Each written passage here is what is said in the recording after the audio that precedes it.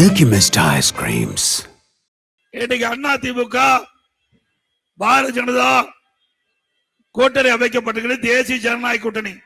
நம்முடைய தேசிய ஜனநாயக கூட்டணியிலிருந்து அண்ணா திமுக வெற்றி வேட்பாளராக கோபிச்செட்டிப்பாளையத்திலே திரு வி பி பிரபு அவர்களே நிறுத்தப்பட்டிருக்கிறார்.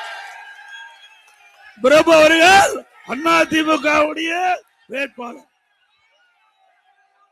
அவர் நல்லவர், குறிப்பிட்ட குரலுக்கு ஓடோடி வரக்கூடியவர். இப்ப இருக்கிற எம்எல்ஏ மாதிரி திமிரு பிடிச்சாலும் இல்ல. உங்களை எல்லாம் அடிமைய வச்சிருந்தா இனிமேல் சுதந்திர காற்றை வாங்குவீர்கள். பிபி பிரபு அவர்களுக்கு இரட்டை சின்னத்திலே வாக்களியுங்கள். நம்முடைய சின்னம் புரட்சி தலைவர் எம்ஜிஆர் சின்னம், அம்மாவின் சின்னம், விவசாயியின் சின்னம், வியாபாரியின் சின்னம், தொழிலாளியின் சின்னம், மக்களின் சின்னம், வெற்றி சின்னம். வாக்களிப்பீர் இரட்டைக்கு. இன்னைக்கு இங்க ஒருத்தர் இருந்தார், பேசியே ஆகணும். இதுவரைக்கும் பேசாத இருந்த அவரு தானா எம்எல்ஏ ஆகல. ஆனாரா இங்க இருக்கின்ற கழக நிர்வாகிகள் இரவென்றும் பகலென்றும் பாராம தலைவர் காலத்திலும் சரி அம்மா காலத்திலும் சரி ரத்தத்தை வீரியா மண்ணிலே சிந்து உங்க உழைப்பால் அவர் எம்எல்ஏ ஆனாரு. அப்படித்தானே ஆனாரு? நீங்களும் பாடுபட்டு தானே ஆனாரு. ஆனா சுயநலம் திமிரு அகங்காரம், அதனால அவரை வெளியேற்ற வேண்டிய சூழ்நிலை ஆகிப்போச்சு. கட்சிக்கு கட்டுப்பாடு தேவையா இல்லையா? கட்சி கட்டுப்பாட்டை மீறினால் யாராக இருந்தாலும் அம்மா இருக்கின்ற காலத்திலும் சரி தலைவர் இருக்கின்ற காலத்திலும் சரி அதை தொடர்ந்து அண்ணா திமுக கடைபிடிச்சது. அதான் கடைபிடிச்சோம். இந்த கோபிச்செட்டிப்பட்டி நகரத்துல ஒருத்தர் கூட எனக்கு அடையாளம் தெரியாது. அப்படி வச்சிருந்தார். ஒரு ஆளை நீ பார்க்க விட மாட்டார். இங்க நகர செயலாளர் பெரியதர்ஷினி இருப்பார். நான் அப்பதான் பார்த்தேன். என்னை வந்து பார்க்கும் போதுதான் இவர் தான் நகர செயலாளர். அப்படி ஒரு மோசமான குணம் படைத்தவர். ஒரு நல்ல சட்டை போட்டுட்டு போனா கூட பொறுக்காது.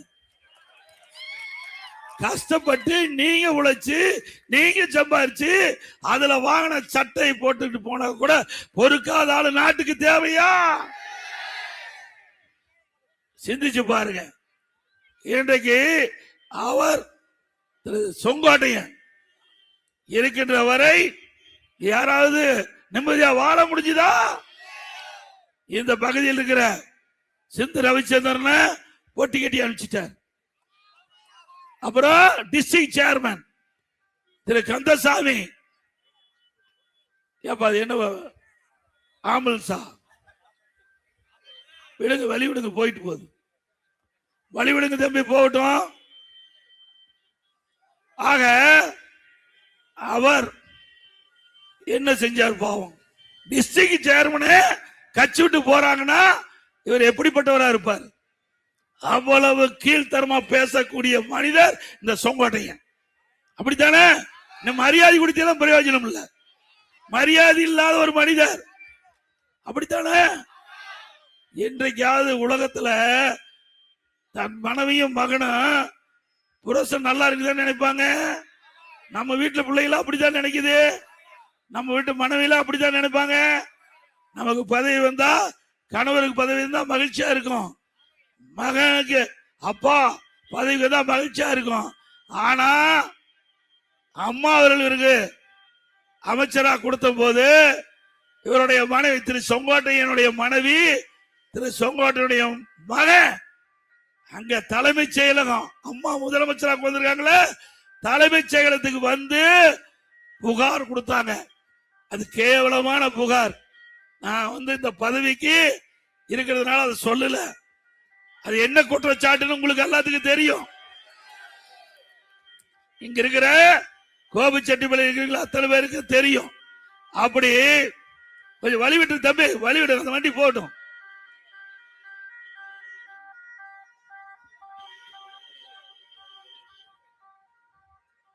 ஆக 2 பேரும் நான் கீழே தான் இருக்கிறேன். சொங்காட்டையனுடைய மனைவி அவர்களும் அவருடைய மகனும் போய் அம்மா கிட்ட பேசினாங்க. பேசிக்கிட்டு படிக்கிறது கீழே இறங்கி பதவி போயிட்டு பதவி உருவிட்டு விட்டாங்க. அம்மாவுக்கு விசுவாசமானவனா? அம்மாவுக்கு விசுவாசமா இருந்தா பதவி எடுப்பாங்களா? யாரு கம்ப்ளைண்ட் பண்ணது? இங்க நகர செயலாளர் கம்ப்ளைண்ட் பண்ணல, ஒன்று செயலாளர் கம்ப்ளைண்ட் பண்ணல, தொகுதியில் இருக்கிற மக்கள் கம்ப்ளைண்ட் பண்ணல, தன்னுடைய மனைவி மகன் அப்படி 2 பேரும் இவர் மேல புகார் கொடுத்து, அது என்ன புகார்னு நீங்களே தெரிஞ்சுக்க. இவர் எப்ப ஏற்பட்ட ஆள் உங்களுக்கு தெரியும், தெரியுமில்ல? அதை நான் சொல்லக்கூடாது, ஏன்னா என்னுடைய பதவிக்கு அது சரியா இருக்காது. ஆக அந்த புகார் கொடுத்த உடனே அம்மா உடனடியா நீக்கிட்டாங்க. பிறகு என்னை அழைச்சு சொன்னாங்க, இப்படிப்பட்ட ஆளு கட்சியில வச்சிருக்கதே தப்பா போச்சு. நான் ஒரு குடும்பத்துல மனைவியும் மகனும் என் வாழ்க்கையில புகார் கொடுத்தது இவரு தான் அப்படின்னாங்க. வேற யாரும் புகார் கொடுக்கல. யாரு ஒரு கிளை செயலாளர் மேல கூட அவருடைய மனைவியும் மகனும் கொடுக்கல. வேற எந்த ஒரு கட்சியுடைய பொறுப்பு இருக்கிறவங்க மீது அந்த குடும்பத்தை சேர்ந்து புகார் கொடுக்கல. ஆனா ஒரு அமைச்சரா இருக்கிறவரு, பல முறை எம்எல்ஏ இருந்தவரு, அவர் மீது அவருடைய மனைவியும் மகனும் புகார் கொடுக்கறன்னா இவரெல்லாம் மோசமான மனிதர்னு அம்மா சொன்னாங்க. அப்படிப்பட்ட ஆளை, நீக்கப்பட்ட ஆளை நான் முதலமைச்சராகி என்னுடைய அமைச்சர்களை சேர்த்துனதான் நான் செஞ்ச தப்பு. இல்லைன்னா வீதியில போட கையெடுத்து கும்பிடுறதுக்கு யோக்கி இருக்குது அந்த ஆளுக்கு. என்னுடைய அமைச்சரவையில் மட்டும் கெஞ்சி கண்ணீர் விட்டா மனுஷன். இப்பெல்லாம் ஏதாவது பேசுறான், வாய் கொழுப்புல பேசிட்டு இருக்க அந்த மனுஷன். நீ அழுது எனக்கு தெரியாதா? நீ வடிச்ச கண்ணீர் தெரியாதா? நீ இருக்கும்போது, நீ முதலமைச்சர் இருக்கும்போது எனக்கு ஒரு வாய்ப்பு கொடுக்கலீங்கன்னா வேற யாரு கொடுக்க போறா? உண்மையால எனக்கு ஒரு காலத்துல நல்ல நண்பரா தான் இருந்தேன். நான் இல்லைன்னு நான் மறுக்கல. நான் இவர் மாதிரி போய் பேச வேண்டிய அவசியம் எனக்கு இல்ல. நான் அந்த நட்பின் அடிப்படையில நான் கொடுத்தேன். அந்த மரியாதை உனக்கு இருக்குதா? நன்றி மறப்பது நன்றன்று, நன்றே அல்லது அன்றை மறப்பது நன்று 2000 ஆண்டுக்கு முன்னே ஐயன் திருவள்ளுவர் சொல்லிட்டு போனார். இது மாதிரி மனிதர்கள் எல்லாம் மன்னிக்க முடியுமா? அப்புறம் சொல்றார், இங்க அத்திக்கடை அவனாசி திட்டம் எத்தனை வருஷம் நீங்க போராடிட்டு இருக்கிறீங்க? 66 ஆண்டு காலம் போராடிட்டு இருக்கிறீங்க. இது வர வேணும். வறட்சியான பகுதி, அங்க இருக்கிற ஏரி குளம் குட்டையெல்லாம் நிரப்ப வேணும். நிலத்தடி உயர வேணும். விவசாய தேவை நீர் கிடைக்க வேணும். குடிப்பதற்கு தேவை நீர் கிடைக்க வேணும். அம்மா இருக்கும் போதே கொண்டு வர நினைச்சாங்க. அம்மா மறைந்த பிறகு நானும் ஒரு விவசாயி. அதனால விவசாயியுடைய கஷ்டத்தை உணர்ந்து மாநில அரசாங்கத்தினுடைய நிதி, ₹1 மத்திய அரசாங்கத்தினுடைய நிதி இல்ல, முழுக்க முழுக்க நம்முடைய மாநில அரசாங்கத்தினுடைய நிதி 1652 கோடி நிதி ஒதுக்கி, 1652 கோடி நிதி ஒதுக்கி திட்டத்தை நிறைவேற்றணும். அங்க அடிக்கல் நாட்டுறேன். பணி வேகமா நடந்துட்டு இருந்தது. கொரோனா காலம் பணி தடைப்பட்டது, மீண்டும் பணி துவங்கப்பட்டது. ஆட்சி மாற்றம் வந்த பிறகு இவர் நிறைவேற்றப்பட்ட திமுக ஸ்டாலின், திமுக தலைவர் ஸ்டாலின் நாம பெற்ற பிள்ளைக்கு அவர் பேர் வச்சுட்டு போயிட்டார். நாம கொண்டாந்து திட்டத்துக்கு அவர் திறந்துட்டு போனார். அதுக்கு பிறகு அங்க இருக்கிற விவசாயிகள், பல விவசாய அமைப்புகள், பல கட்சி ஆச்சரியம் இல்லாம திமுக, காங்கிரஸ், கம்யூனிஸ்ட், அதே போல விவசாய சங்கத்தை சேர்ந்தவர்கள் என்னை அழைச்சு நாங்க எல்லோரும் ஒன்னா சேர்ந்துதான் போராட்டம் நடத்தணும். அதனால எல்லோரும் சேர்ந்து உங்களுக்கு வரவேற்பு கொடுக்கிறோம், நன்றி செலுத்தணும் சொல்லி அழைப்பு கொடுத்தாங்க. அதுக்கு இவர் வரல. கேட்டா அம்மா படமும் தலைவர் படம் இல்லைன்னு பொய்ய சொல்லி வர மறுத்துட்டார். என்ன, இந்த பகுதி மக்கள், இந்த தொகுதி மக்கள், அவர்களுக்கு ஏரி குளம் குட்டையெல்லாம் நிரப்புவதற்காக கொண்டு வந்த திட்டம். இந்த தொகுதி எம்எல்ஏ அதுல கலந்துக்கல. பொறாம, இப்படி பொறாம பிடிச்சால் நாட்டுக்கு தேவையா? யார் அவருடைய தொகுதி? சிந்திச்சு பாருங்க. அவருடைய தொகுதியிலேயே அவர் இந்த நிகழ்ச்சியில கலந்துக்கல. யார் ஏற்பாடு செய்யறது? எதிர்கட்சிகள், எதிர்கட்சி சேர்ந்த தலைவர்கள் ஏற்பாடு பண்ணிக்கிட்ட கூட்டம். அவருக்கு இருக்கின்ற உணர்வு கூட உனக்கு இல்லையே. அவருக்கு இருக்கிற உணர்வு கூட இல்லையே. ஓட்டு போட்ட மக்கள், அந்த மக்கள் இன்றைக்கு வளமா செழிப்பா வாழ்வதற்கு தான் இந்த அத்திக்கிட திட்டத்தை கொண்டாந்த. அந்த திட்டத்தை கூட வந்து கலந்துக்கல. அப்புறம் கேட்டா அம்மா படம் இல்ல, நான் வரலைன்னு. நீ எங்க நீங்க அம்மாவை மதிச்ச பாருங்க. பள்ளிக்கூடத்துல போய் சைக்கிள் கொடுக்கிறாரு. யார் படம்? கருணாநிதி படம், ஸ்டாலின் படம். யோகி இது எப்படி இருக்குன்னு பாரு. செங்கோட்டையனோட யோகி இது பாரு. இந்த பக்கம் கருணாநிதி படம், இந்த பக்கம் ஸ்டாலின் படம். கருணாநிதி படம், ஸ்டாலின் படம் சைக்கிள் கொடுக்கறதுல. இவரு நாட்டு மக்களுக்கு நன்மை செய்யறவரா? அப்பவே பிடிஎம்க்கு போயிட்டாரு. நான் கண்டுபிடிச்சிட்டேன், நீ திமுகவுடைய உளவாளியா இருப்பதுன்னு கண்டுபிடிச்சாச்சு.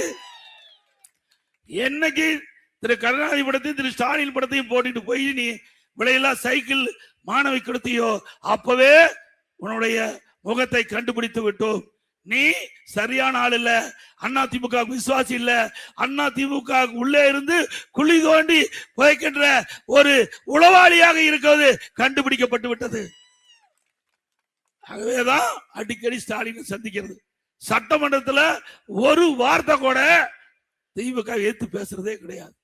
திமுகவை ஆக மனசுக்குள்ள இருக்கிறதெல்லாம் இப்ப கக்கிட்டு இருக்காரு. இவரை வச்சிருக்கலாமா? நல்லா சத்தமா சொல்லுங்க. ஆக இப்படிப்பட்ட ஆள் மன்னிக்க முடியாத ஆள். இவருக்கு ஓட்டு போட்டு அந்த ஓட்டை பெற்று தந்தவர்கள் நீங்க தானே ஓட்டு போட்டு அவரை ஜெயிக்க வச்சீங்க. உங்களுக்கு விசுவாசமா இருக்கணும்ல. இப்ப எங்க போயிட்டாரு? அங்க போய் துண்டை அணிவிக்கிறாரு. கேவலம் துண்டை போய் வாங்குறாரு. இப்ப யாரு போட்டா வச்சிருக்காரு?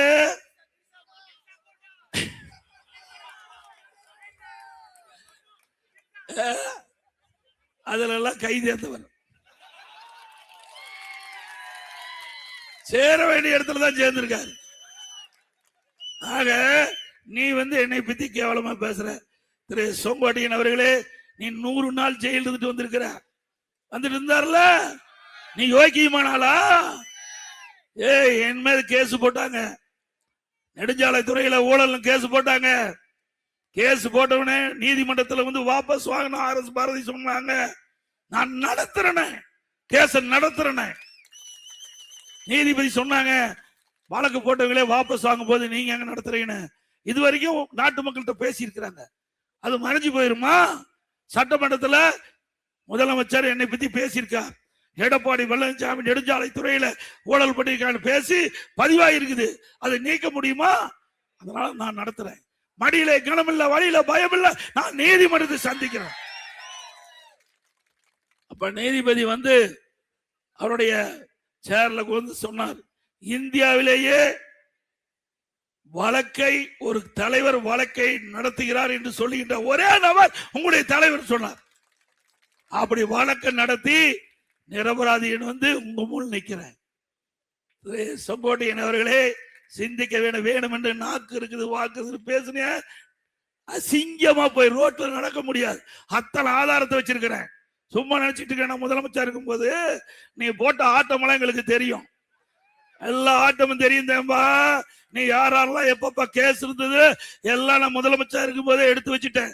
நீ என்னைக்கு பிடிஎம் செயல்பட ஆரம்பிச்சியோ அன்னைக்கே நான் உஷாராயிட்டேன். இன்னைக்கு எப்படியா இருந்தாலும் இந்த அண்ணா திமுகவை வீழ்த்துவதற்கு திமுகவோட கூட்டு சேர்ந்து சதி செய்யறன்னு எனக்கு தெரியும். அதனால ஜாக்கிரதையா நீ பேசணும். ஆனா ஆட்சி மாறும், காட்சி மாறும்.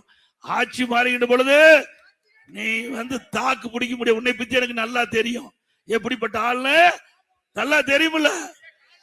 எங்காச்சும் சவுண்ட் கொடுத்து பேசுனா கிட்ட கூட போக மாட்டாரு. போவாரா? ஏய், நான் அண்ணா திமுகவில் என்னுடைய ஏரியாவில் இப்ப கூட நாடாளுமன்றத்தில் 45,000 ஓட்டு கூடுதலா வாங்கியிருக்கிறேன். 10வது முறை நிக்கிறேன். 10வது முறை நின்று 45,000 ஓட்டு. 2024 நாடாளுமன்ற தேர்தல், 2021 சட்டமன்ற தேர்தல் 9வது முறை நிற்கும் போது 10வது முறை நிற்கும் போது 94,000 ஓட்டு வித்தியாசம் ஜெயிச்சிருக்கிறேன். இப்ப நடக்கிற தேர்தல் 1 லட்சம் ஓட்டுல ஜெயிப்பேன். உன்னால சவால் விட முடியுமா? மக்களிடத்துல என்ன அன்பு, குடும்பத்தில் ஒருவனை என்ன பார்ப்பாங்க. இன்றைக்கு ஒவ்வொரு குடும்பத்திலையும் என்னை ஒரு குடும்பத்தில் ஒருவனாக பார்த்து என்னுடைய தொகுதி வாக்காளர் மக்கள் எங்களுக்கு இந்த வாய்ப்பை கொடுப்பாங்க. மக்கள் நான் நீதிபதியா அந்த அந்தஸ்துல பாக்குறேன். என்னுடைய மக்களை நீதிபதி அந்தஸ்துல பாக்குறேன். உன்னுடைய மக்களை அடிமையா பாக்குறேன். உன்னுடைய மக்களை அடிமைத்தனமா வச்சிட்டு இருக்கிற.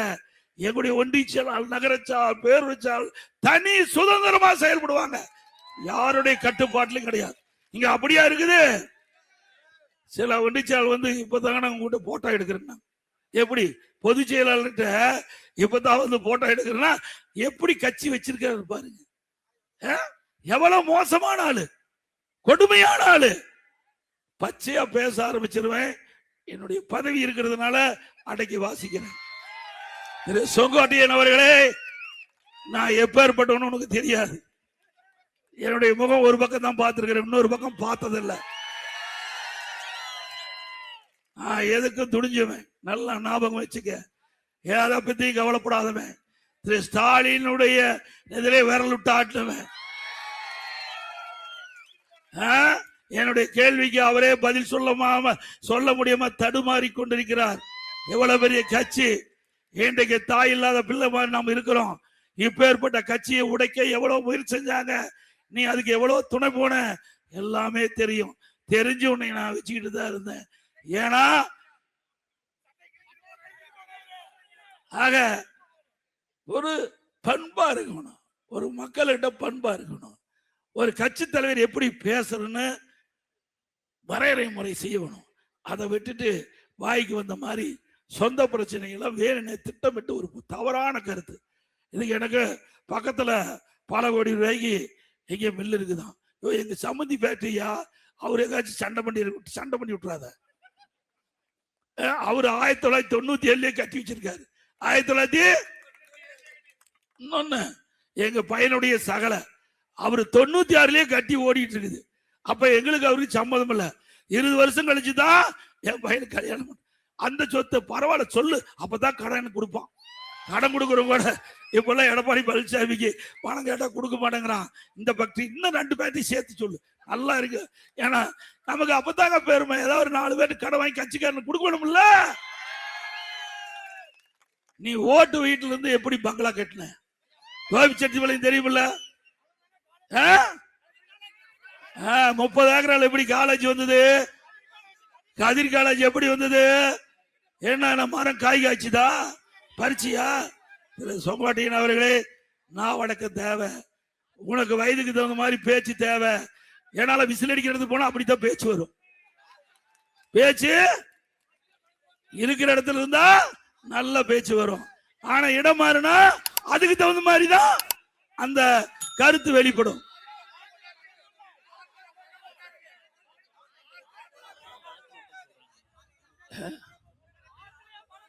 ஆமா, பணம் பிடிக்க ஆத்துல விட்டுட்டாங்கிறாங்க.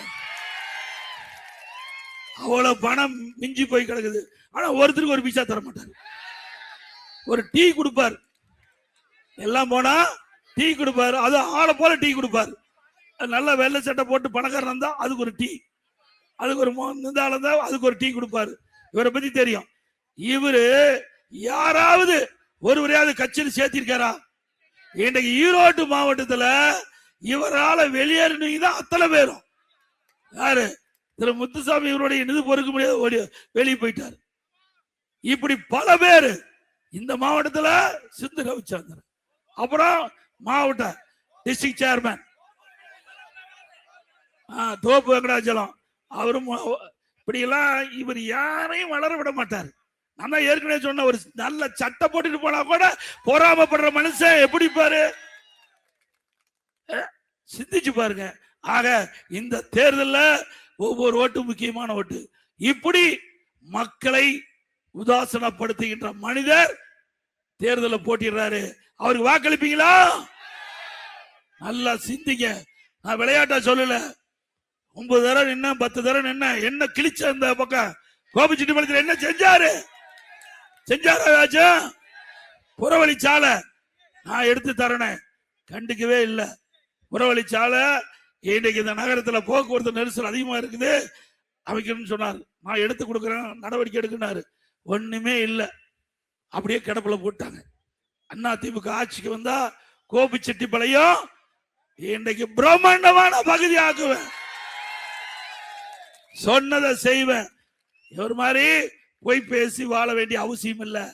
அப்புறம் பணக்காரனை பார்த்தா தான் பேசுவார், சாதாரண ஆளை பார்த்தா பேச மாட்டார். நான் எப்ப போனாலும் பார்ப்பேன், எனக்கு அவரு தெரியும் இவரு தெரியுமா, இங்க இருக்குன்னு சொல்ல மாட்டார். கோபிச்செட்டிப்பாளையம் தொகுதியில் இருக்கிறவங்க சொல்ல மாட்டார்.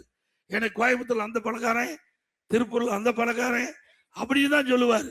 ஆனா இவர் ஓட்டு போட்டு தேர்ந்தெடுத்த மக்கள் ஓட்டுக்காக கஷ்டப்பட்ட பொறுப்பாளரை பத்தி வாயே திறக்க மாட்டார். திறந்திருக்காரா? ஒரு நாளாவது உங்களை புகழ்ந்து பேசியிருக்காரா? என்னுடைய பகுதியில கட்சிக்காக உழைக்கின்றவங்க பல முறை சேர்மன் ஆகியிருக்காங்க. நான் தலையிடுறதே கிடையாது. ஒரு பிரஸ் கவுன்சிலர் கூட நான் தலையிட மாட்டேன், அவகிட்டே ஒப்படைச்சிருவேன். ஒன்றிச்சாலும் நகரச்சாலும் அவையிலே ஒப்படைச்சிருவேன். நீங்களே பாருங்க, இது உங்க கட்சி, இது உங்களுடைய கட்சி. எனக்கு பொதுச்செயலாளர் பதவி கொடுத்திருக்காங்க, என்னுடைய பதவியை நான் பாக்குறேன். ஒன்றிச்சா பதவி ஒன்றிச்சா பாருங்க, நகரச்செயலாளர் நகரச்செயலாளர் பாருங்க, பேரூராட்சி பேரூராட்சி, மாவட்ட சார்பணி பொறுப்பாளர் அவருடைய பதவி பாரு அப்படின்னு சுதந்திரமா விட்டுக்கிறேன். அது மட்டும் இல்ல, எங்களுடைய சேலம் மாவட்டம் முழுவதும் 11 இடம் 10 இடத்துல நான் ஜெயிச்சு கொடுத்தேன். அந்தியூர் கொடுத்தேன். அந்தியூர் இவர் ரெக்கமெண்டேஷன் தான் கொடுத்தேன். 1000 ஓட்டுல தோத்து போயிட்டான். போய் பார்த்தியா, ஓட்டு கேட்டியா? ஏன்னா நீ போனவே இருக்கிற ஓட்டு போயிடும். நீ போய் தலை காட்டினாவே போடுற ஓட்டு போட மாட்டாங்க. அப்படி ஈரோட்டுல நான் தான் சூரப்புலிங்கிற. ஈரோட்டுல இந்த மாவட்டத்துல நீங்க தானே அதிக நாள் மந்திரியா இருந்தீங்க. எத்தனை தொகுதி கடந்த முறை ஜெயிச்சு கொடுத்தீங்க? எத்தனை தொகுதி ஜெயிச்சு கொடுத்த நீ? இன்னைக்கு அங்க டவுன்ல எல்லாமே அவுட். சிந்திச்சு பாருங்க. இதே அண்ணா திமுக எங்களுடைய சேலம் மாவட்டம் 11 தொகுதியில 10 தொகுதி 2021ஆம் ஆண்டு ஜெயிச்சு கொடுத்தோம். இப்ப சொல்றேன், எப்போதும் 2026 அண்ணா திமுக 11க்கு 10 இடத்துல நான் ஜெயிக்கிறோம். உங்களால உன் தொகுதியில் நீ ஜெயிக்க முடியுமான்னு பாரு. இது சொங்காட்டையன் அவர்களே, உங்க தொகுதியில் நீ ஜெயிக்க முடியான்னு பாரு. சொங்காட்டையா, விளையாட்டு நினைக்காத. உனக்கெல்லாம் மரியாதை கொடுத்து பிரயோஜனமே இல்லை. மரியாதை கொடுக்க வேணுமா? மரியாதை கொடுக்க தகுந்தாளா? என்னைக்கு சிறுமியா பேச ஆரம்பிச்சியோ அன்னைக்கு அப்படி செல்வாக்கு இழந்துட்டார்ல. ஆக வேண்டுமென்றே திட்டமிட்டு நீ அரசியல் ரீதியா பேசுனா பதில் சொல்ல தயார். அதை விட்டுட்டு தனிப்பட்ட முறையில பேசுனா நிறைய இருக்குதுங்க. டிவியில போட்டு விட்டுருவேன். கோபியில நடமாட முடியாது. இந்த வீதியில, கோபி வீதியில அத்தனை பேர் காரி துப்பிடுவாங்க. ஞாபகம் வச்சுக்க. விளையாட்டா நீ நினைச்சிடாத. என்னைக்கு வீக்கில் சேனை இட போட்டுறாத. நான் முதலமைச்சர் இருக்கும் போது யாரெல்லாம் என்னென்ன பண்ணீங்கன்னா எல்லாமே அப்பவே வச்சிருக்கிறேன். அதுக்கு மிந்தி நீ என்னென்னலாம் ஆட்டம் போட்டேன்னு அத்தனையும் எல்லாமே இருக்குது. சொங்கடையன் அவர்களே, ஜாக்கிரதையா பேசுங்க, அரசியல் நீதியா சந்திங்க. நாங்க பதில் சொல்ல தயார். அண்ணா திமுக ஆட்சிக்கு வந்தா நிறைய திட்டங்களை நிறைவேற்றுவோம். அத்திக்கீழ அவனாசி திட்டத்துல விடுபட்ட பகுதி அனைத்தும் சேர்த்து கொள்ளப்படும். அதே போல விவசாயிகள் வாங்கிய தொடக்க வேளாண் கூட்டுறவு வங்கியில வாங்கிய விவசாய கடன் தள்ளுபடி செய்யப்படும். நிறைய திட்டங்களை நிறைவேற்றுகிறோம். மீண்டும் அம்மா ஆட்சி வளர்ந்தவுடன் தேவையான திட்டங்களை நிறைவேற்றுவோம். நீங்க எப்ப வேணாலும் நேரடியா நீ பார்க்கலாம். எப்பொழுதும் என்னை நேரடியாக பார்க்கலாம். ஆக அண்ணா திமுக என்பது ஒரு வலிமையான இயக்கம். ஒரு நம்முடைய கூட்டணி வலிமையான கூட்டணி. அண்ணா திமுக, பாரதிய ஜனதா, பாட்டாளி மக்கள் கட்சி, அம்மா மக்கள் முன்னேற்ற கழகம், ஐஜேகே, அதே மாதிரி நம்முடைய வாசன் அவருடைய அமைப்பு, இப்படி பல கட்சிகள் ஒன்றாக சேர்ந்து இந்த தேர்தலை சந்திக்கிறோம். இந்த தேர்தல் மிக மிக முக்கியமான தேர்தல். இதுல பல கோரிக்கை கொடுத்திருக்கிறீங்க. விவசாயிகளுக்கு நெல் கொள்முதல் நிலையங்கள் வேணும் கேட்டிருக்கிறீங்க. அதை ட்ரெய்லர் மூலமா அமைச்சு கொடுக்கப்படும். கோவை கிரிப்பெல்லாம் ஓடை தூர்வாரி கழிவுநீர் சுத்தமா அது சுத்தகரிக்கணும், அதை செஞ்சு கொடுக்கப்படும். ஈரோடு நம்முடைய கோபிச்செட்டிப்பாளையத்தில் இருக்கின்ற மருத்துவமனை சிறந்த மருத்துவமனையாக மாற்றி கொடுக்கும், அனைத்து வசதியும் கூடிய மருத்துவமனையாக ஆற்றி கொடுக்கப்படும். இந்த கோபி சட்டமன்ற தொகுதி நிச்சயமாக என்னுடைய எடப்பாடி சட்டமன்ற தொகுதியோட கூடுதலான வசதி நாங்கள் செய்து கொடுக்கிறோம். இன்றைய தினம் 297 அறிவிப்புகள் நாங்கள் வெளியிட்டிருக்கிறோம். அதுல முக்கியமான அறிவிப்பு, அதிமுக ஆட்சிக்கு வந்த உடனே இந்த விலைவாசி விண்ணை முற்றுகையால் உயர்ந்து போச்சு. ஒரு கிலோ அரிசி 30 ரூபாய் ஏறி போச்சு, பருப்பு 60 ரூபாய் ஏறி போச்சு, எண்ணெய் 1 லிட்டர் 60 ரூபாய் ஏறி போச்சு. ஏறி போச்சுல்ல? அதை பத்தி இந்த அரசாங்கம் சிந்திச்சுதா? விலை குறைக்க எந்த நடவடிக்கை எடுக்கல. அதிமுக அரசாங்கம் தான் விலை குறைப்பதற்குண்டான நடவடிக்கை எடுப்போம். அதே போல கட்டுமான பொருட்கள் இன்றைக்கு ஜல்லி விலை, எம்சாண்டு எல்லா விலை ஏறி போச்சு, சிமெண்ட் விலை ஏறி போச்சு, கம்பி விலை ஏறி போச்சு, செங்கல் விலை ஏறி போச்சு, மரம் 200% ஏறி போச்சு.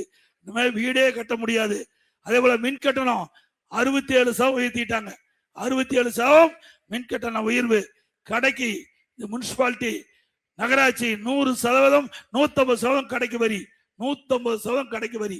அதிமுக ஆட்சியில் 1000 ரூபாய் கட்டினா 2500 ரூபாய் வரி கட்டணும். அதே மாதிரி வீட்டு வரி 1000 ரூபாய் கட்டினா இப்ப 2000 ரூபாய் கட்டணும். 100% வீட்டு வரி ஆண்டுக்கு 6% உயர்த்தப்படும் என்று அறிவிச்சுட்டாங்க. அதோட குப்பைக்கு வரி போட்டாங்க, குடியிருக்கு வரி. இப்படி வரி மேல் வரி போட்டு விலைவாசி உயர்வுகளை மக்கள் பாதிக்கிறாங்க. அதுல இருந்து அவனை காப்பாற்றுகின்ற விதமா எல்லா குடும்ப அட்டைதாரருக்கும் அவருடைய வங்கி கணக்குல 10,000 ரூபாய் சிறப்பு உதவித்தொகை அனைத்து குடும்ப அட்டையில் இருக்கின்ற குடும்ப தலையின் மீது மாதந்தோறும் 2,000 ரூபாய் வங்கி கணக்கிலே செலுத்தப்படும்.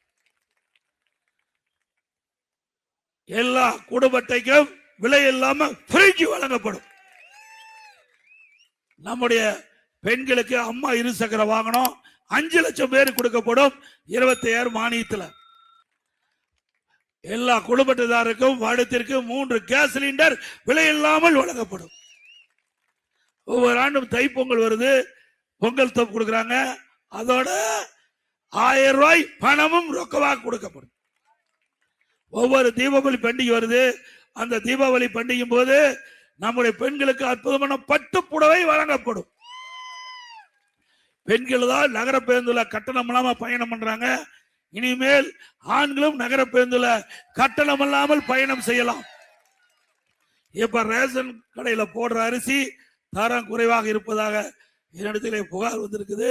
அதிமுக ஆட்சி அமைந்த உடனே ரேஷன் கடையிலே போடப்படுகின்ற அந்த விலையெல்லாம் அரிசி கடையில வாங்குற அரிசி மாதிரி நம்பர் 1 அரிசி போடப்படும்.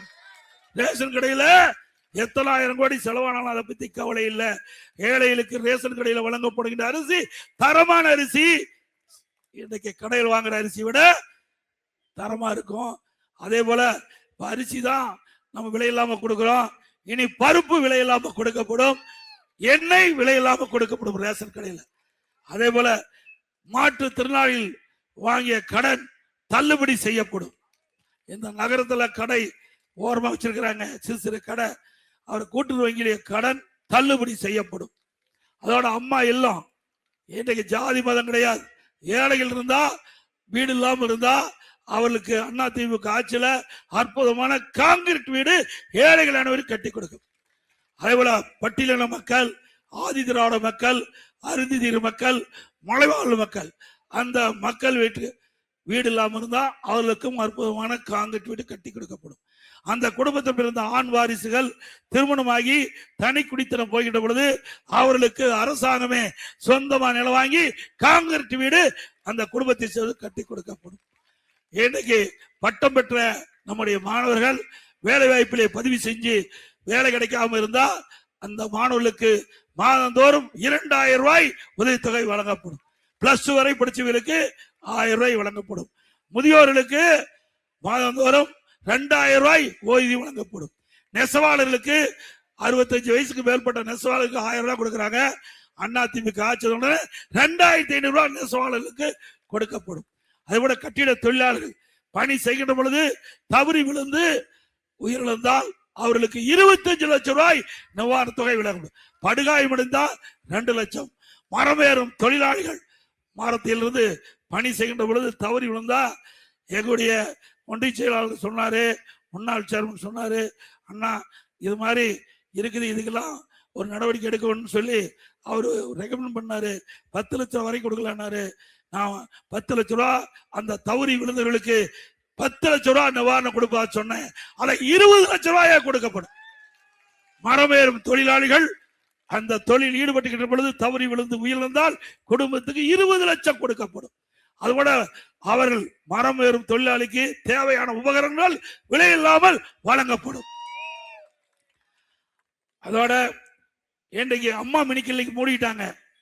அதை மீண்டும் அதிமுக ஆட்சி வந்தா திறக்கப்படும். அம்மா உணவகம் சரிவர செயல்படாத இப்ப வேணுமென்னே முடக்க பாக்குறாங்க. தரம் குறைவா இன்னைக்கு இருப்பதாக என்னிடத்துல புகார் வந்திருக்குது. அதிமுக ஆட்சியதுடனே அதுல சுவையான ருசியான உணவு அம்மா உணவகத்தில் வழங்கப்படும். இந்த அம்மா உணவகம் இனிமேல் முதலமைச்சருடைய நேரடி பார்வையிலே இருக்கு. அம்மா உணவு இப்படி பல திட்டங்கள் அதிமுக ஆட்சியிலே வந்து செயல்படுத்தப்படும். வருகின்ற சட்டமன்ற தேர்தல் மிக முக்கியமான தேர்தல். இந்த தேர்தலில் மரியாதைக்குரிய அருமிச பிரபு அவர்கள் நல்லவர், வல்லவர், சிறப்பாக உங்களுக்கு செயல்படக்கூடியவர், எளிமையானவர், எந்த ஆர்ப்பாட்டம் கிடையாது. பேசுறது கூட அவர் பேசுற குரல் கூட வெளியில் வரதில்லை. அப்படி பண்பாளர். அவருக்கு நேர் எதிர்வு. அவர் எப்படி எல்லாம் அட்டகாசம் பண்றாரு உங்களுக்கு தெரியும். செங்கோட்டையன் எப்படி எல்லாம் அட்டகாசம் பண்றாருல, எப்படி எல்லாம் உங்களை வஞ்சித்தாருல, எப்படி எல்லாம் உங்களை அடிமையா வச்சிருந்தாருல.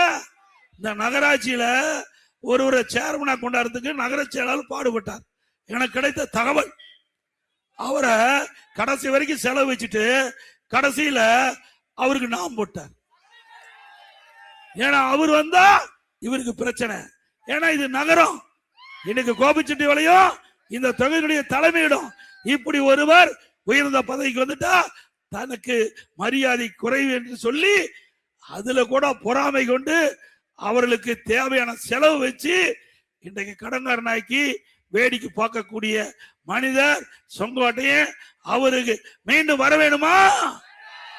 நல்லா சத்தமா சொல்லுங்க. அவர் வீட்டுக்காக நம்முடைய வேட்பாளர் பிரபு அவர்களை வெற்றி பெற செய்வீர்களா? நல்லா சிந்திச்சு பாருங்க.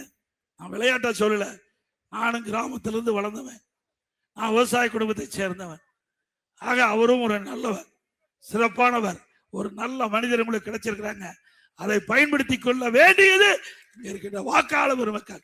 ஆகவே அவருக்கு இரட்டை லட்சணத்திலே வாக்களித்து வெற்றி பெற செய்ய வேண்டும் என்று இருக்கிற கூப்பி வேண்டி கேட்டு, மக்களை காப்போம், தமிழகத்தை மீட்போம். மக்களை தமிழகத்தை மக்களை தமிழகத்தை மக்களை தமிழகத்தை ஸ்டாலின் மாடல் அரசு, ஃபெயிலியர் மாடல் அரசு. Bye bye Stalin. நான் சொல்றது அப்படியே திருப்பி சொல்லுங்க. அதிமுக வின்னிங். அதிமுக நல்ல ஆட்சி கம்மி, நல்லாட்சி. ஆக நீ எதுக்கும் கவலைப்பட வேண்டாம். என்னென்ன திட்டங்கள் உங்களுக்கு நிறைவேற்றப்பட வேண்டும் என்று மனசுல போடுதோ அதையெல்லாம் தேர்தல் முடிந்த பிறகு, அதிமுக ஆட்சி அமைந்த பிறகு நேரடியாக அவன் சந்திக்கலாம். யாரு இவரை கூட்டியாரணும் அவரை கூட்டியாரணும் அவசியமே இல்லை. சாதாரண மக்கள் கூட என்னை வந்து பார்க்கலாம். ஆக அதனால வந்து உங்களுக்கு தேவையான உதவிகள் 100% செய்து கொடுக்கப்படும் என்பதை உத்தரவாதத்தை தெரிவித்து நம்முடைய வேட்பாளரை வெற்றி பெற செய்து இந்த கோபி சட்டமன்ற தொகுதி மக்களுக்கு தேவையான திட்டங்கள் அனைத்தும் நிறைவேற்ற ஒரு வாய்ப்பை தாருங்கள் என்று சொல்லி விடைபெறுகின்றேன். நன்றி. Milky Mist ice creams. மின்னம்பலம்.com தமிழின் முதல் மொபைல் பத்திரிகை.